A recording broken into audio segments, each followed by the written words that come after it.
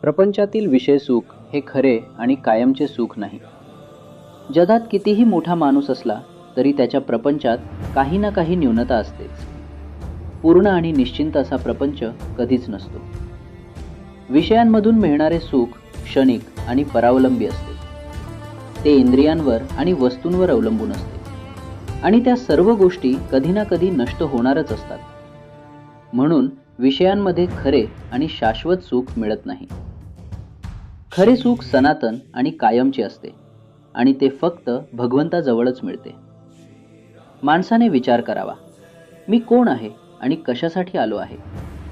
हा सारासार विचार मानवी जीवनाचे खरे वैशिष्ट्य आहे. म्हणून प्रपंचातील अनुभवातून हे समजून घ्यावे की विषयांच्या मागे धावण्यात खरे समाधान नाही. खरे समाधान तेव्हाच मिळते जेव्हा मनुष्य भगवंताचा होतो आणि त्याच्या स्मरणात राहतो.